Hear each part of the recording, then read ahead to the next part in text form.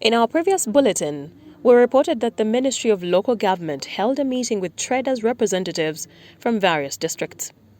The traders raised a number of concerns, including brutal enforcement methods, confiscation of merchandise, and allegations of corruption among KCCA officials. While they acknowledged that the trade order is a positive initiative, they strongly criticized the manner in which it was executed, describing it as unlawful.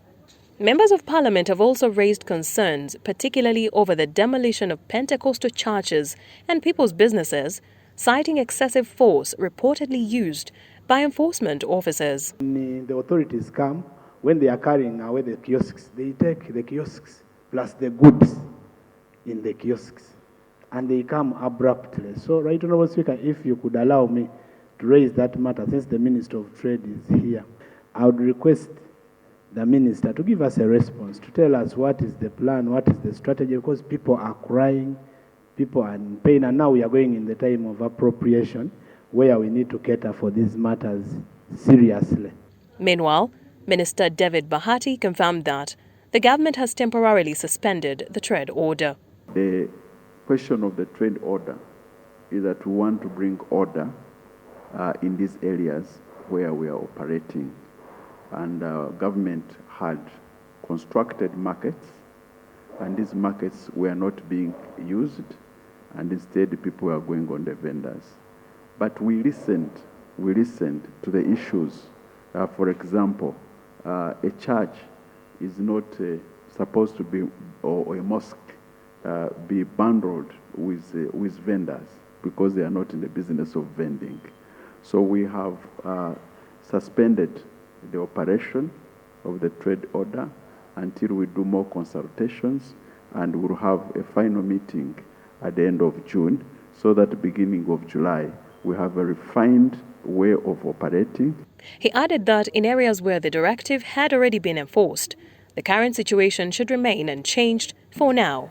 I think, Honourable Member, it would be prudent of us now to wait for the consultations we are making, and then we wait and see how best we are going to move forward toward the end of June, when this matter is discussed internally with stakeholders, but also with the cabinet, and then we come to the House and inform you before we move forward. Some legislators are now questioning what will happen to those who have already been affected, especially those whose businesses and places of worship were demolished. I am happy the Honourable Bahati says they have suspended. My question to Honourable Bahati: what happens to lives that you have already ruined? Do they reconstruct their businesses? Because in my area, people who were carrying out this exercise, you had the military, police, the technical people, but also goons.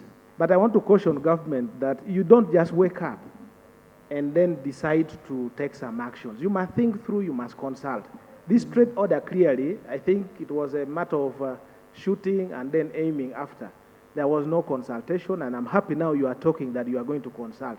Why do you start doing something when you have not involved the key stakeholders? That should have been the first step, and I think it's an indictment on the methods of operation of government, which shouldn't be in that direction. The Speaker of Parliament, Anita Among, has advised government agencies to involve professional security personnel when implementing such operations, instead of groups accused of mistreating citizens.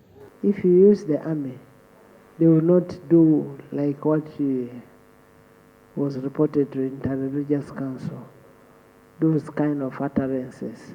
If you use the police, but when you get people,